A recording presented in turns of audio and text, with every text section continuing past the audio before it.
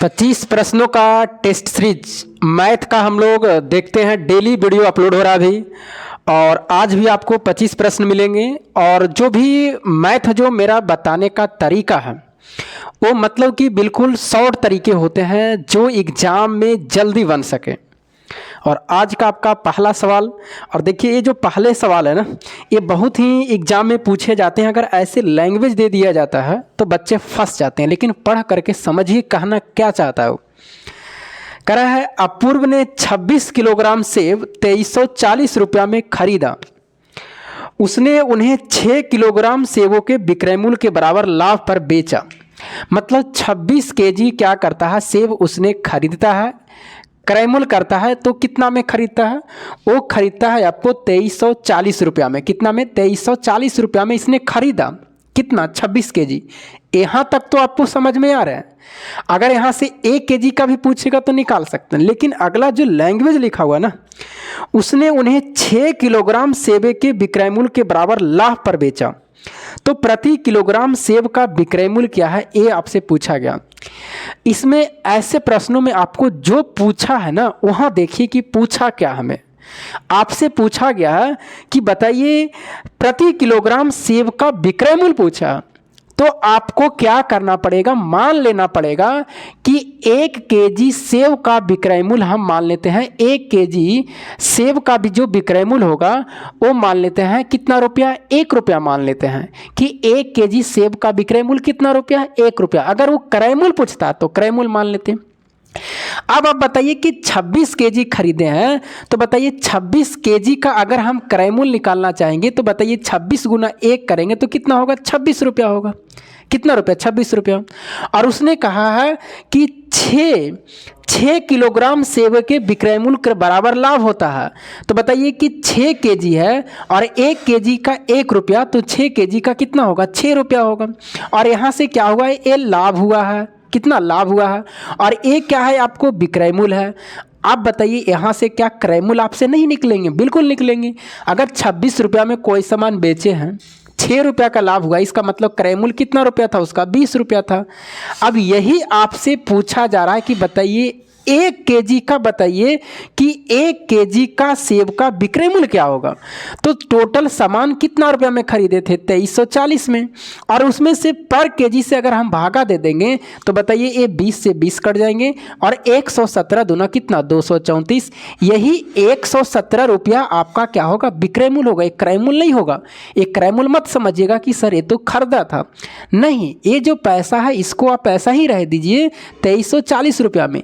ये जो लाइन लिखा हुआ था 26 केजी ना, यही मेन आपको समझना था कि 26 केजी में क्या करता है उसने, कि जब बेचता है तो उसको 6 केजी के बराबर लाभ होता है।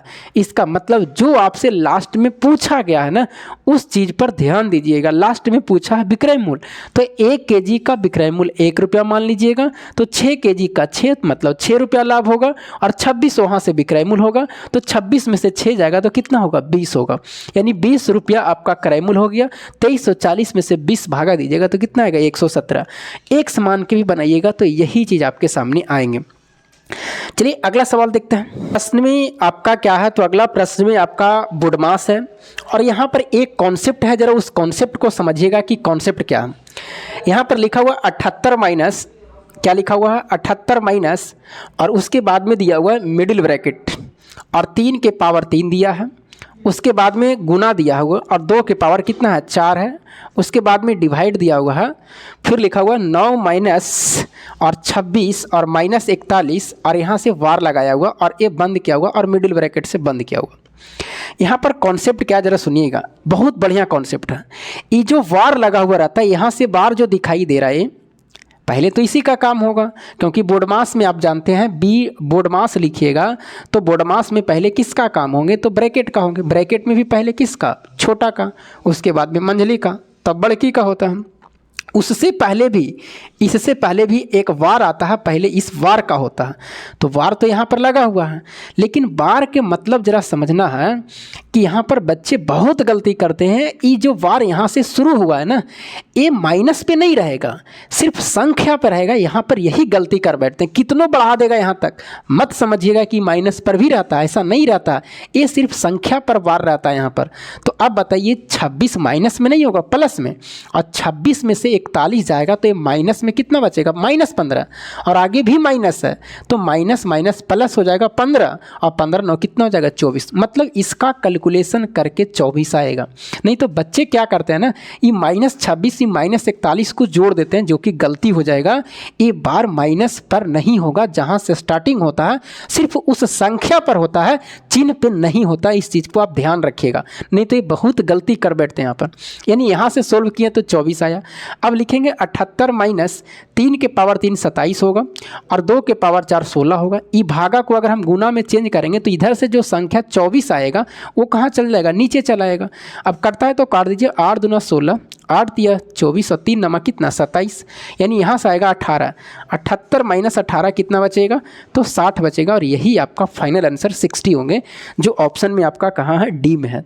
तो इस चीज़ को यहाँ पर आप ध्यान दीजिएगा, जहाँ से वार स्टार्टिंग होगा उस संख्या पे सिर्फ वार होता है, ना कि उसका पहले वाले आपका चिन्ह पे होता है, नहीं तो गलतियाँ हो जाएगी यहाँ पर।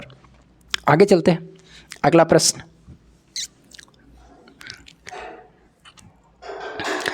अगला है 0.0324, 0.0324 का वर्गमूल क्या होगा। ये वर्गमूल पूछा जा रहा, कुछ मत करना है। ये तो देखिए ऐसे प्रश्नों को आपको कलम नहीं लगाना है, डायरेक्ट माइंड से कैलकुलेशन करना है, तभी एग्जाम में आपको समय बचेगा।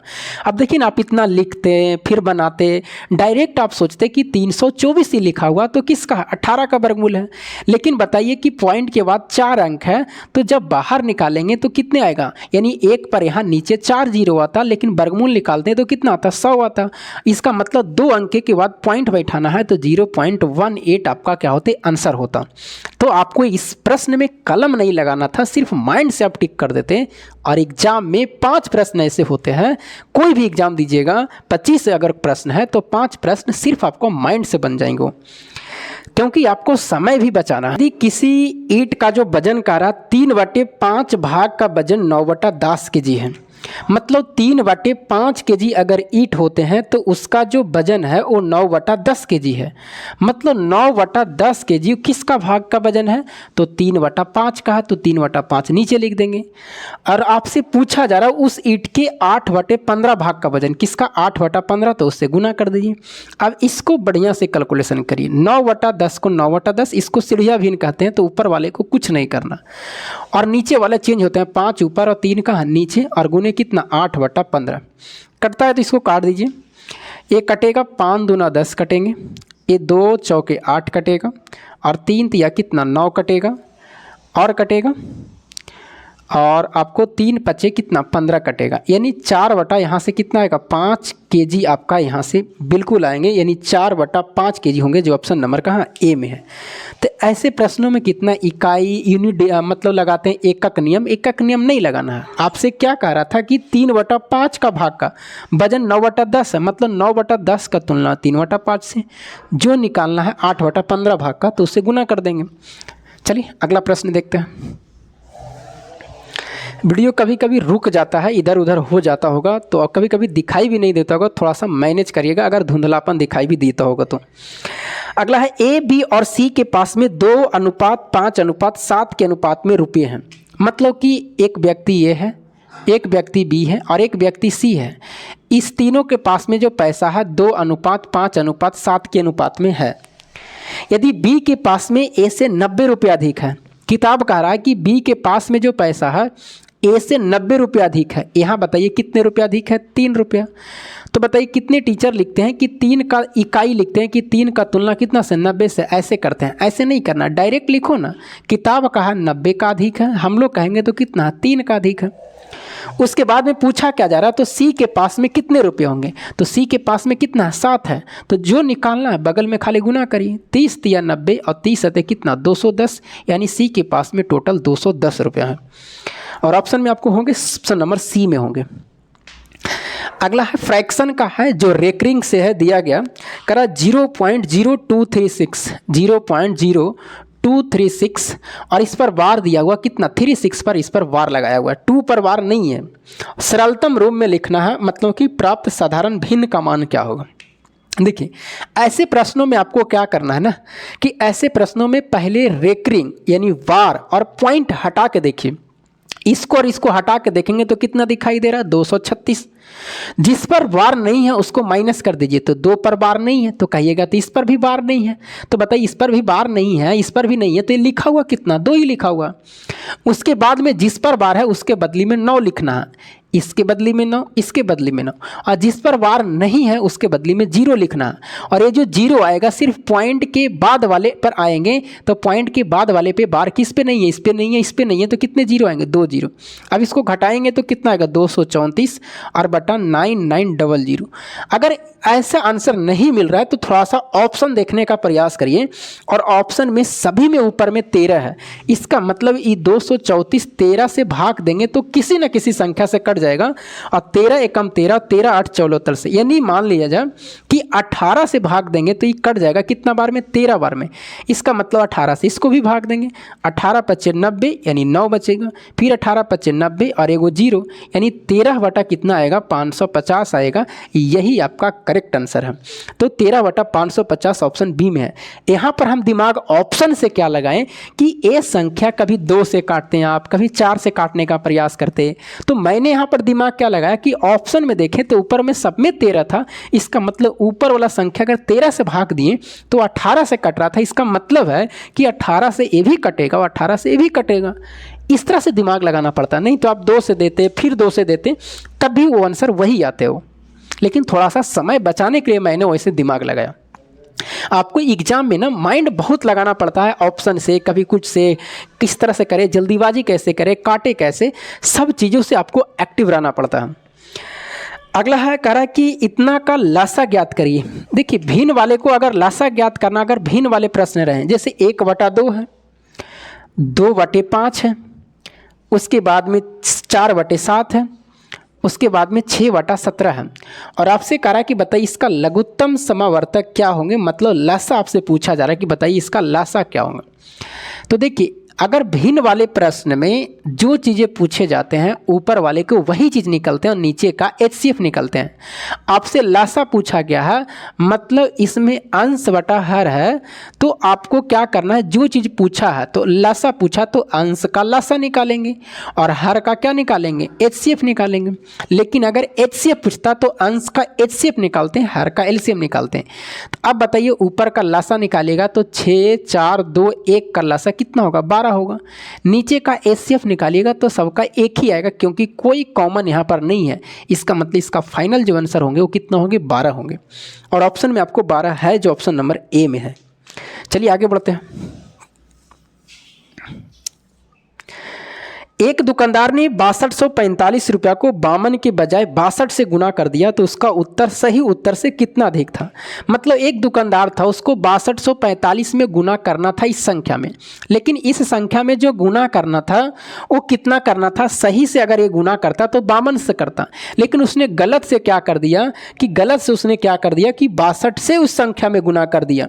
तो 62 से गुना कर दिया तो आपसे पूछा गया कि बताइए सही से कितना अधिक आया है। तो कितने बच्चे क्या करेंगे, पहले इसको इससे गुना करेंगे, फिर इसको इससे गुना करके घटाएंगे। कुछ मत करिए, आप यहाँ देखिए ना कि 52 से गुना करना था, 62 से गुना कर दिया, कितना अधिक गुना कर दिया 10, इसका मतलब यही 10 से ज़्यादा आएगा। तो बस इसमें सिर्फ 10 से गुना कर दीजिए और आपका आंसर कितना होंगे 62450 होंगे, जो कि करेक्ट आंसर होंगे। ऑप्शन नंबर कहाँ है, ऑप्शन नंबर डी में है। तो ये सब प्रश्नों को ज़्यादा दिमाग नहीं लगाना, नहीं तो गुना करते करते आप थक जाइएगा, समय भी बर्बाद होगा। थोड़ा सा माइंड लगाइए कि ये कहना क्या चाह रहा। चलिए आगे। निम्नलिखित में कौन सी संख्या 9 से विभाज्य है। तो 9 से विभाज्यता का नियम क्या है कि उसके अंकों का योग 9 से कटना चाहिए।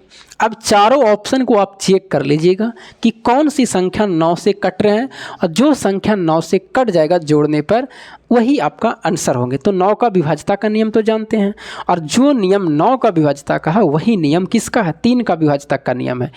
1 का विभाज्यता का नियम है कि वो संख्या सबसे कटेगा। दो से विभाज्यता का नियम कि लास्ट में जो संख्या है वो दो से कटने का वो सम संख्या होना चाहिए। तीन से विभाज्यता का नियम क्या है कि तीन से विभाज्यता का नियम अंकों का योग तीन से कटना चाहिए। चार का विभाज्यता का नियम कि लास्ट के दो अंक कटना चाहिए। पाँच का विभाज्यता का नियम है कि लास्ट में या तो संख्या में पाँच या तो जीरो होना चाहिए। छः का विभाज्यता का नियम है कि अगर कोई संख्या दो से कटे तीन से कटे तो छः से कटेगा। सात से थोड़ा सा लंबा रूल है, उसका हट के रूल है। आठ का विभाज्यता का नियम है कि लास्ट में तीन डिजिट करना चाहिए संख्या का, अगर लास्ट में तीन डिजिट कट रहा है तो इसका मतलब है कि वो 8 से कट जाएंगे। 9 का क्या है, अंकों का योग अगर 9 से कटता है तो 9 से वो कट जाएंगे। फिर उसके बाद में 10 के लास्ट में जीरो होना चाहिए। 11 में क्या है, अल्टरनेट ऑड प्लेस और इवन प्लेस का डिफरेंस अगर मान लिया जाए वो 11 का मल्टीपल आ रहे हैं या 11 से कटने वाले हैं तो वो 11 से कट जाएंगे। फिलहाल अभी 9 से पूछा जा रहा है तो सभी अंकों को जोड़ लीजिएगा कि बताइए वो संख्या ऑप्शन वाले कौन सा 9 से कट रहे हैं, वही आपका आंसर होगा। अंकों को जोड़िएगा। मान लीजिए अंकों को जोड़ने पर 18 आ गया तो 9 दूना 18 कट रहा, तो इसका मतलब संख्या भी कट जाएगा। अगला है 26 नंबर, कह रहा है अक्षय 2 वर्षों के लिए 6% साधारण वार्षिक ब्याज की दर पर 3,000 रुपया उधार लिया। मतलब कहना चाह रहा कि अक्षय 2 वर्षों के लिए 6%, मतलब कि 2 वर्षों के लिए यानी टाइम जो दिया हुआ 2 वर्ष, रेट दिया हुआ 6% और मूलधन दिया हुआ कितना रुपया, 3,000 रुपया यहाँ से उधार लेता अजय ने। लेकिन कहता है समान राशि को 2 साल के लिए 9%, लेकिन फिर कहता है हम 2 वर्ष के लिए ही लेंगे, लेकिन जो रेट कहा गया है कि वो 9% है और जो आपको मूलधन कहा गया वो 3,000 रुपया ही होना चाहिए। तो आपसे पूछा गया लास्ट में क्या कि साधारण ब्याज पर उसे दोस्त को उधार देता है तो अक्षय को 1 साल में कितना लाभ होगा। मतलब अक्षय कहीं से ही पैसा लिया, ये लड़का पैसा लिया और ये भी लिया है सिंपल इंटरेस्ट मतलब साधारण ब्याज पर, और ये भी लिया है सिंपल इंटरेस्ट पर। मतलब पैसे कमाने का ही दिमाग लगा रहा कि किसी व्यक्ति से, ही जो पहला व्यक्ति है अक्षय, किसी व्यक्ति से पैसा ले लिया, 3,000 रुपया लिया 6% वार्षिक दर से 2 वर्ष के लिए साधारण ब्याज पर, और इसी पैसे को दिमाग लगा के 3,000 एक लड़का को दे दिया, लेकिन 9% दर से दिया 2 साल के लिए। आपसे लास्ट में पूछा 1 साल में कितना लाभ होगा। 2 साल में नहीं कहा, ये भी 2 साल है, भी 2 साल के नहीं कहा, 1 साल के कहा। तो पहले देखते हैं कि साधारण ब्याज तो सब में बराबर होता है। अगर 2 साल में यहाँ कहें तो यहाँ का जो ब्याज आएगा वो कितना आएगा, 1 साल में 6%, तो बताइए 2 साल में 12%, और इसका 12% कितना रुपया होगा, 360 रुपया ब्याज यहाँ से मिलेगा। 1 साल में 9%, 9 दूना 18 तिया 54, यहाँ से 540 रुपया मिलेगा। अगर इसको माइनस करेंगे तो कितना आएगा, 180 रुपया। अगर आपसे पूछा जाता पूरा लाभ कितना हुआ 2 साल में तो 180 रुपया का, लेकिन आपसे पूछा जा रहा है 1 वर्ष का लाभ बताइए, तो 1 वर्ष का लाभ में आधा करिएगा तो 180/2 होंगे तो कितना होंगे, 90 रुपया, यानी उसे 1 साल में 90 रुपया का लाभ होगा। तो बताइए 90 रुपया का लाभ में बताइए कौन सा ऑप्शन में, डी में है। लेकिन अगर इस सवाल में अक्षय को 2 साल में कितना लाभ पूछता तो फिर आंसर आपको 180 होते। कोई कहेगा सर 6% डायरेक्ट निकाल के 9% डायरेक्ट निकाल के घटाएंगे तब भी आ जाएगा, वहाँ से भी आ जाएगा आंसर। चलिए अगला देखते हैं। अगला कहा गया कि किसी कक्षा में 18 लड़कों के एक टेस्ट में प्राप्त अंकों का औसत 16 है। मतलब कि कोई टेस्ट था, 18 को लड़का था, ये 18 लड़कों को जो औसत कहा रहा वो कितना था, 18 लड़कों का औसत है वो कितना है, 16 है। जबकि कह रहा कि कुल 30 विद्यार्थियों का औसत 18.1 है, जबकि 30 को जो विद्यार्थी है ये टोटल, इसमें लड़का भी है और लड़की भी है, और इसका औसत 18 पॉइंट कितना है, 1 है। तो आपसे पूछा जा रहा है कि बताइए लड़का का औसत क्या होगा। ये आपसे यहाँ से सवाल पूछा गया कि बताइए लड़के का औसत क्या, लड़की का औसत क्या होगा।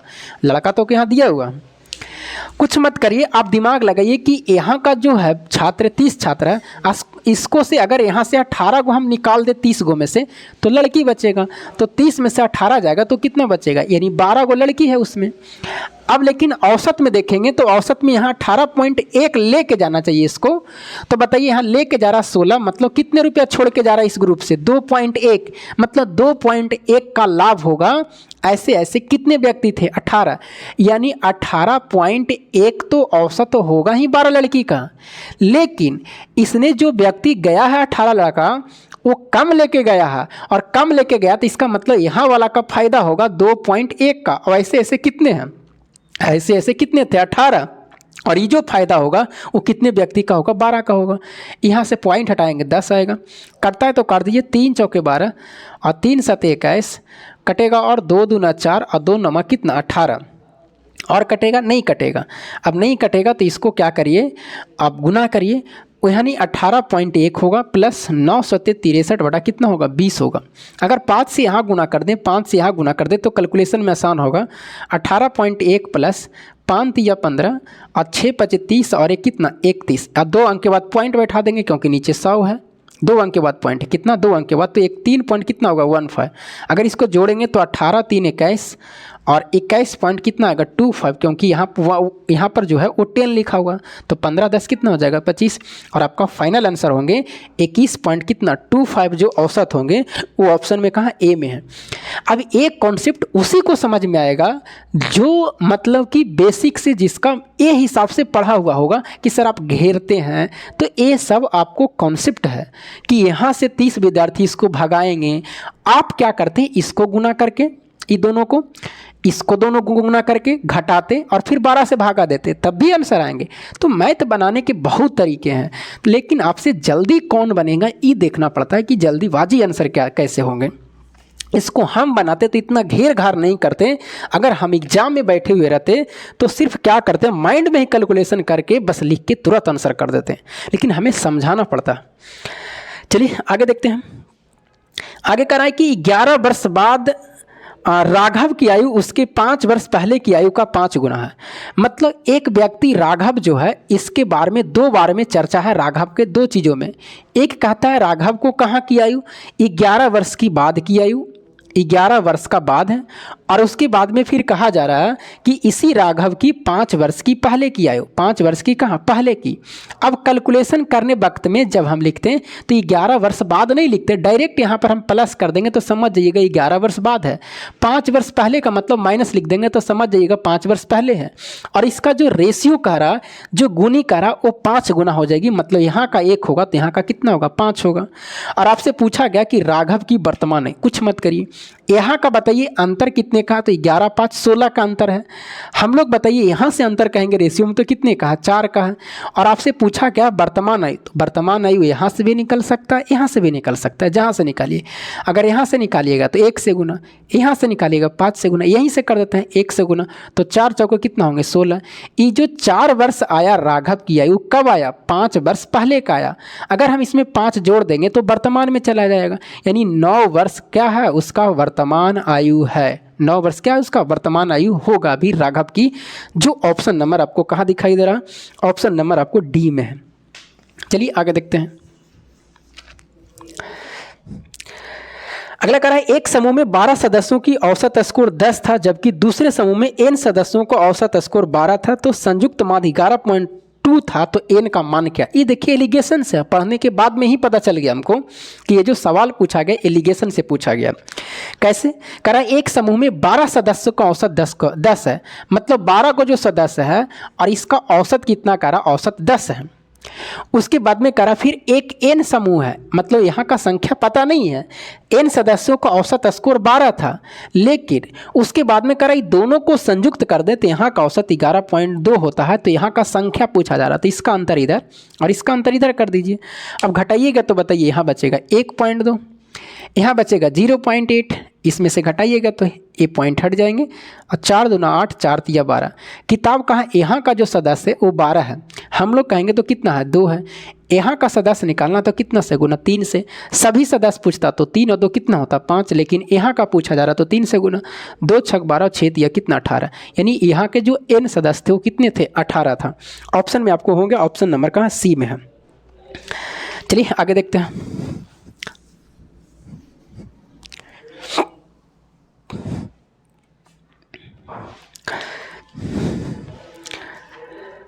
अगला कह रहा मॉरिस भोजन पर अपनी आय का 25% खर्च करता है, मतलब मॉरिस जो है अपने भोजन पर कहता है कि हम भोजन पर क्या करेंगे 25% को खर्च कर देंगे, जो भी इनकम होगा आय का 25% खर्च कर देगा।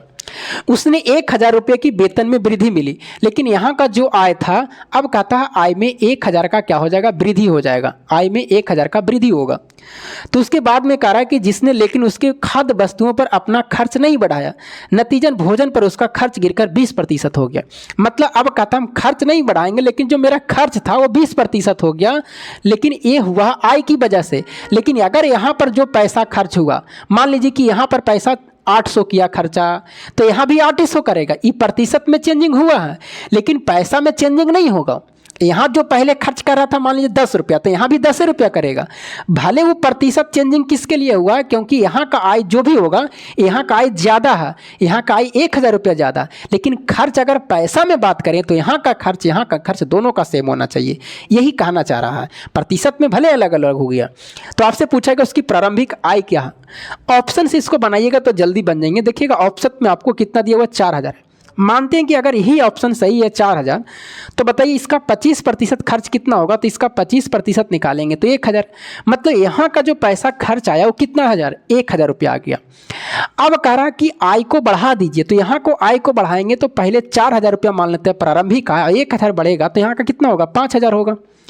अब आप बताइए इसका अगर 20% हम निकालेंगे तो बताइए 1000 आ रहा है कि नहीं आ रहा, बिल्कुल आ रहा है। इसका मतलब है कि मेरा 4000 वाले ऑप्शन क्या है, सही है। दोनों जगह खर्च क्या आ रहा है, सेम आ रहा है। भले ई 25% 20% ई प्रतिशत में कह रहा, लेकिन पैसा में निकालेंगे तो दोनों जगह सेम होना चाहिए, यही प्रश्न में कह रहा था। इसको ऑप्शन से बनाइएगा जल्दी, नहीं तो x मानिएगा कि पहले का x, फिर मान लीजिएगा कि यहाँ का 100 1000 प्लस x, क्योंकि 100 मानने से काम नहीं चलेगा। अगर यहाँ 100 मानिएगा और 1000 रुपया जो वृद्धि किया गया है तो आप क्या 1100 कर दीजिएगा, नहीं, वो गलत हो जाएंगे कॉन्सेप्ट, फिर आपको x मानना पड़ेगा वहाँ पर। इसीलिए कहते हैं कि जहाँ पर x का चर्चा आता है फिर वहाँ पर आप x मानिए, नहीं आप क्या करिए कि डायरेक्ट ऑप्शन से दिमाग लगाइए, आपको बन जाएंगे। यही तो बनाने के तरीके होते हैं। कोई भी बच्चे अगर पूरा फुल मैथ बनाता है और कम समय में बना लेता है, इसका मतलब है कि वो सभी तरीके से दिमाग लगाते हैं, ऑप्शन से, उसके बाद में एक ट्रिक से, और उसके बाद में मतलब बहुत सारे दिमाग लगा करके तब जाके पूरा मैथ बनाते हैं। लेकिन जो सिर्फ कॉन्सेप्ट पर रहेंगे कि नहीं हम ऑप्शन से नहीं चलेंगे, तो फिर आपका अगर ऑनलाइन में एग्जाम है तो पूरा प्रश्न नहीं बन पाएगा, ये ध्यान में रखिएगा। चलिए आगे देखते हैं। अगला कह रहा है कि एक विभाजन के क्रिया में भाजक भागफल का 32 गुना और शेषफल का 12 गुना। कह रहा है एक विभाजन के क्रिया में जो भाजक है वो भागफल का 32 गुना है। मतलब कि भाजक जो है वो भागफल का 32 गुना और शेषफल का 12 गुना है। अच्छा बताइए, कह रहा है कि भाजक जो है वो भागफल का भाजक जो है वो भागफल का 32 गुना, मतलब ये 32 गुना है। तो अच्छा दिमाग लगाइए, ई इसका 32 गुना है, तो हम उल्टा ये भी कह सकते हैं कि ई जो भागफल होगा 1/32 होगा, ये भी तो कह सकते हैं। और यही भाजक फिर कह रहा कि यही भाजक जो है वो शेषफल का कितना गुना है, तो यही शेषफल का कह रहा है कि शेषफल का आपको कह रहा है कि शेषफल का 12 गुना है। मतलब यहाँ से ए 12 गुना है, ए वाले नहीं है, शेषफल का ही 12 गुना है। तो बताइए शेषफल का 12 गुना, जबकि शेषफल दे दिया है कि शेषफल आपको कितना है, तो शेषफल आपको 56 है। अच्छा बताइए ये 56 है और इसका ही 12 गुना है, तो बताइए 56 में 12 से अगर हम गुना कर देंगे यहाँ पर, तो बताइए क्या निकलेगा, भाजक निकल जाएगा। अभी 12 छक 72, अब 12 पचे 60 और 7 67, ये 672 भाजक आया किस से, शेषफल से। अब कह रहा था इस लाइन का कि भागफल का 32 गुना, तो 672 भाजक है, तो इसका भागफल अगर निकालेंगे तो 32 से भागा दे देंगे तो भागफल आ जाएगा। कितना बार में कटेगा, 32 दूनी 64 होगा और 3 बचेगा और 32 से कम 32, यानी आपका जो भागफल आया वो कितना आ गया, 21 आ गया। ये क्या आ गया, भागफल। क्या आपसे भाज्य नहीं निकलेंगे, बिल्कुल निकल जाएंगे। भाज्य बराबर भाजक गुने भागफल, तो बताइए भाज्य बराबर भाजक गुने भागफल होंगे, तो बताइए भागफल कितना है, 21 है। भाजक कितना है, 632 है, 672 है। शेषफल कितना है, 56 है। सबको जोड़ेंगे, गुना करके आंसर आएगा। अब बताइए यहाँ से अगर एक इकाई अंक से भी चलते हैं तो 2 एकम 2 आएगा और 6 यहाँ पर है, तो इसका मतलब लास्ट में इकाई अंक कितना आना चाहिए, 8 आना चाहिए, तभी वही आंसर सही होंगे। अगर लास्ट में 8 सिर्फ होंगे तो हमें गुना करने का मतलब नहीं है, वही आंसर टिक लगा देंगे। और ऑप्शन नंबर बी में जो सिर्फ है वो लास्ट में 8 है, नहीं तो आप गुना करिएगा फिर जोड़िएगा तो वही आएगा। चलिए अगला देखते हैं।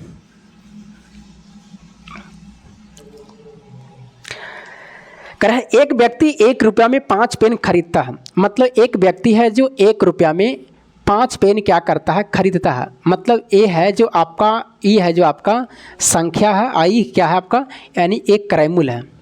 1 रुपये में 5 पेन खरीदता है।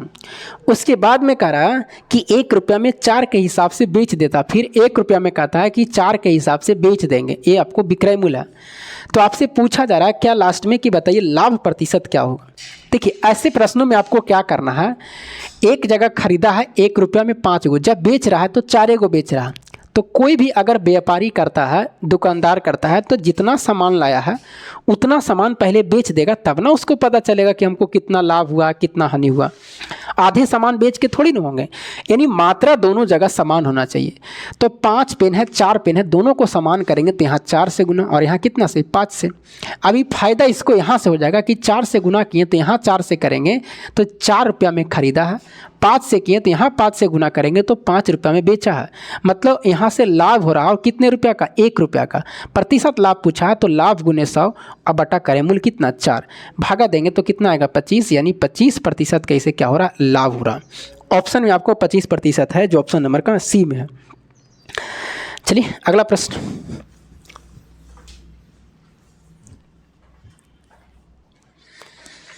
दो बिंदुओं को बीच की, नहीं सॉरी, इससे पहले प्रश्न, मान ले कि 500 और 800 के बीच में, किसमें करा कि 500 और 800 के बीच में, इसके बीच में करा 500 और 800 के बीच में 12, 16 और 18 से विभाज्य संख्याओं का योग x है, तो x के अंकों का योग ज्ञात करें। बहुत ही अच्छा प्रश्न। मतलब 500 और 800 के बीच में जो भी संख्या होना चाहिए वैसे संख्या होना चाहिए जो 12 से कटना चाहिए, 16 से कटना चाहिए और 18 से, और जो संख्या कटेगा 12 से, 16 से, 18 से, उसका अंकों का योग बताना है, ऐसा प्रश्न है। तो सबसे पहले क्या करिए, इसका एलसीएम निकाल लीजिए। अब ऐसा तो नहीं ना कि 12 से भी उसको चेक करिए, 16 से भी, तो ऐसी स्थिति में तीनों का एलसीएम निकाल लीजिए। तो 12, 16 और 18 का अगर हम एलसीएम निकालेंगे तो कितना आएगा, तो तोड़ने का प्रयास करिए। 9 दूना 18, 16 लाना तो 8 से गुना, 12 यहाँ आया कि नहीं आया है, तो बिल्कुल आ गया। यहाँ 3 है और यहाँ 4 है तो 12 आ चुका है। 8 दूना 16 नामा कितना, 144। मतलब इसका एलसीएम 144 होगा। यानी जो संख्या 144 से कट जाएगा, इसका मतलब 12 से भी कट रहा होगा, 16 से भी कट रहा होगा, 18 से भी कट रहा होगा। तो क्यों ना हम तीनों से ना काट करके 144 से कर देंगे, इसीलिए तो इसको एलसीएम लेते हैं। अब 144 से अगर हम यहाँ देखना चाहते हैं ऐसे ऐसे कितनों संख्या है, तो बताइए 144 में हम ऐसे ऐसे संख्या से गुना करते हैं लमसम में जो 500 से ज़्यादा होना चाहिए और 800 से कम होना चाहिए। तो हम इसमें 4 से गुना करते हैं तो कितना आएगा, 4 चौके 16, 4 चौके 16, 1 17 और 4 एकम 4 एक कितना, 5, यानी एक संख्या 576 कटेगा 144 से, 4 बार में कट जाएगा तो इसका 500 से ज़्यादा हो रहा है, यानी ये संख्या एक हो सकता है। उसके बाद में हम 5 से गुना करके देखते हैं इसमें, तो 5 चौके 20 और 5 चौके 20 और 2 22 और 5 2 कितना, 7, यानी 720 होगा। इसके बीच में आ रहा है, लेकिन अगर जैसे ही अगला 6 से गुना करिएगा तो 800 से फान जाएगा, क्योंकि 720 आ चुका और उसमें आप गुना भी करिएगा। तो बताइए यही दोनों संख्या जो है वो आपको 576 और 720 जो है ये तीनों से कटने वाले हैं।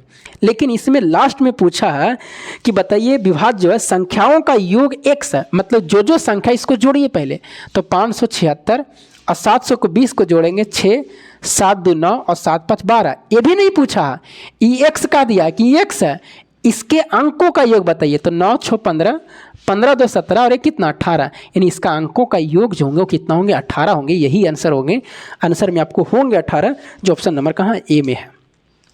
बहुत घुमा के पूछा हुआ था।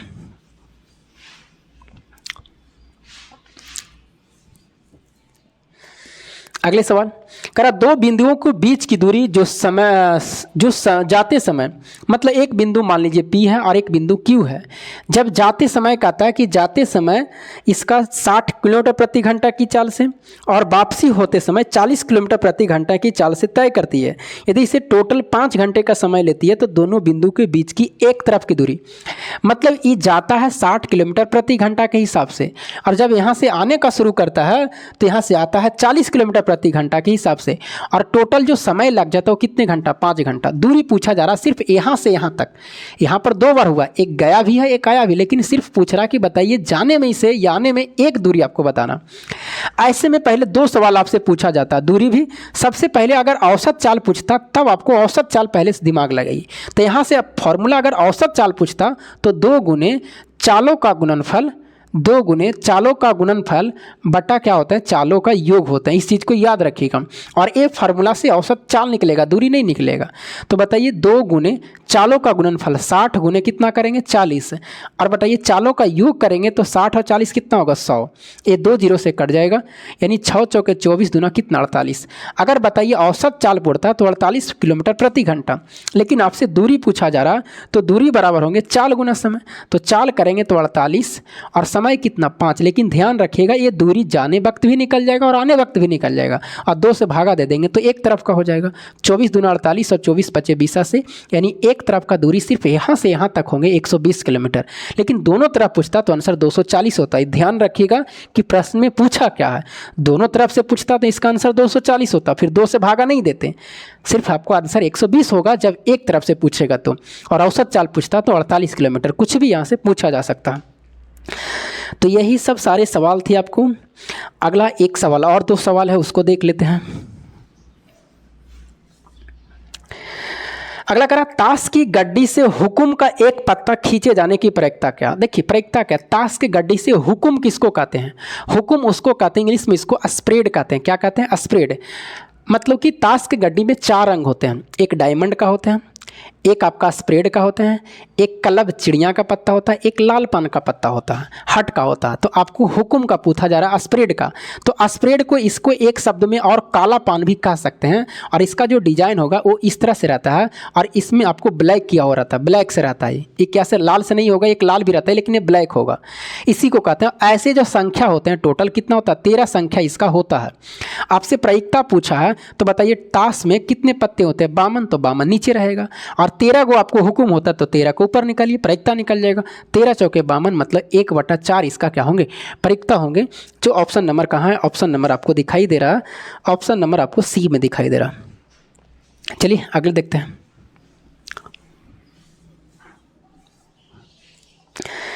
अगर समानांतर श्रेणी 1, 4, 7 की कितनी संख्याओं का योग 925 होंगे। मतलब एक समानांतर श्रेणी 1 है, 4 है और 7 है, और कितनी संख्याओं का जो योग कर रहे हैं कि इसका जो योग होना चाहिए वो कितना, 925 होना चाहिए। देखिए एक फॉर्मूले होते हैं, योग बराबर SN बराबर होता है n/2 into 2a plus n-1 into D होता है। इस फॉर्मूले को लगाइए। SN का मतलब योग कितना, 925 है। n का मान निकालना n/2, 2 पहली संख्या कितना तो 1 है, n-1 तो n का मान निकालना है।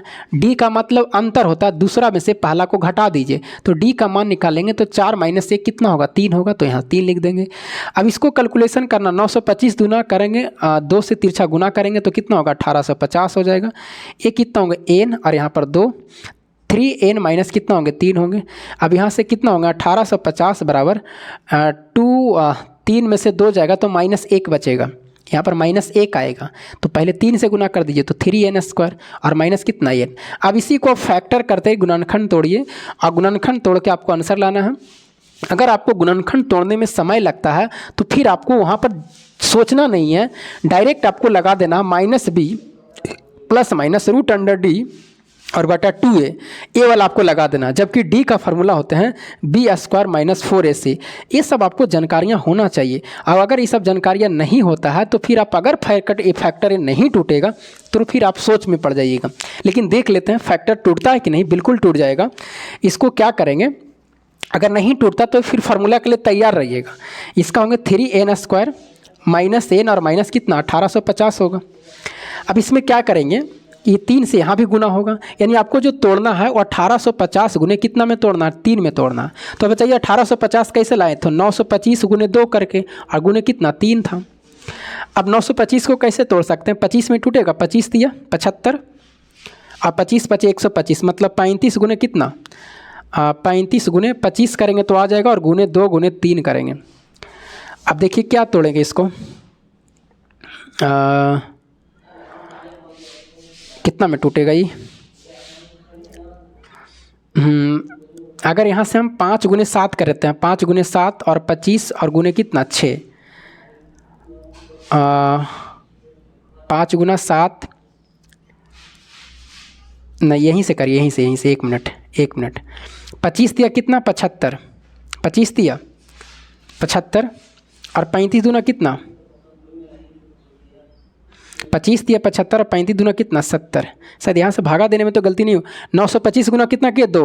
अच्छा 925 को 25 से भागा देंगे तो 25 दिया 75, 92 में से 75 जाएगा तो 12 में से 5 जाएगा 7 और 8 में से 7 जाएगा 1, नहीं 25 से नहीं कटेगा।